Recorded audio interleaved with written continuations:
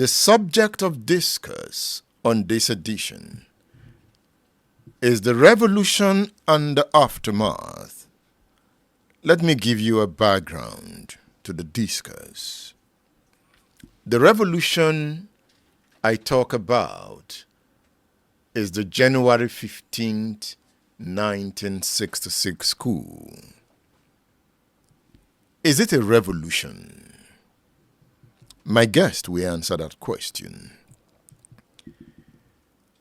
The Nigerian military, in a bloody operation, truncated the democracy of the First Republic when young military officers, including Major Kaduna Nzogu, struck on the 15th of January, 1966.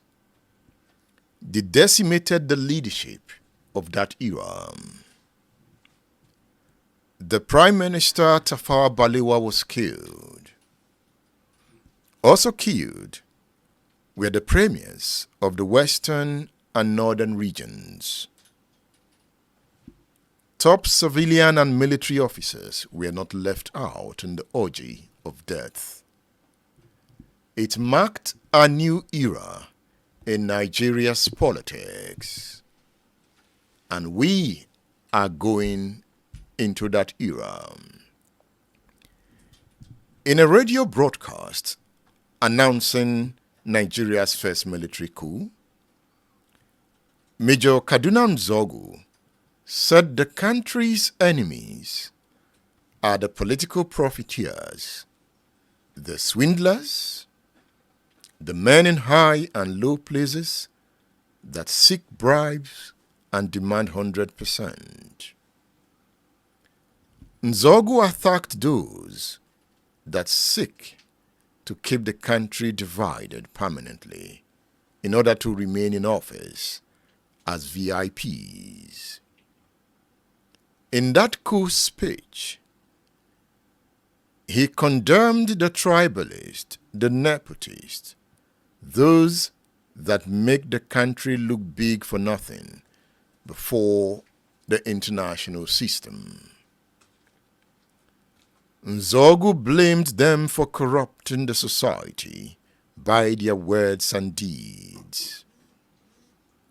In the address, he promised law-abiding Nigerians freedom from fear and all forms of oppression.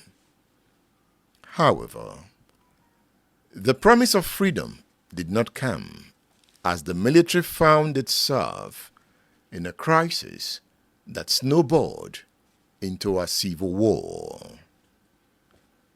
The war that came at the time was a war that took the life of more than 1 million Nigerians.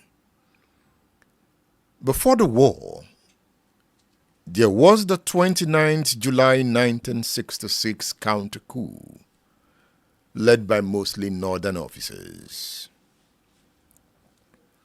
Military officers, mostly of Igbo extraction, were taken out in the counter-coup in apparent resolution of the malice of the first coup, carried out by mostly Igbo officers. On Wednesday on this program, Yemi Farumbi argued that it was not an Igbo coup. What do you think? You are part of this discourse. You can always leave your comment. And you can always call. Soon we are going to flash the numbers to call on the screen. It is about history. It is about going into the past to define the future. The coups of 1966 came with vengeance, hate, ethnicity, religion, and corruption. Building the state on these doctrines, as the military did, caused Nigeria to follow the road of underdevelopment, anarchy, and discontent. when Nzogu and his collaborators struck in 1966, the Nigerian state was jolted to the belief that a new dawn has come with radical changes for the goodness of the people. This was not to be, as the coup was hijacked by the head of the army, General Aguiyi Ironsi. But he was later killed in the counter-coup in July 1966. Why was he killed? Apparently, for not dealing decisively with the coup plotters that truncated the First Republic, and perhaps for turning the country into a unitary state from its previous federal arrangement.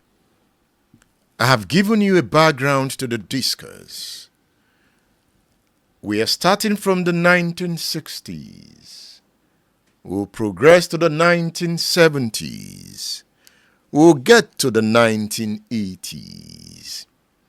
At some point, we will go back to pre-colonial Nigeria. It's about history. It's about politics. It's about power.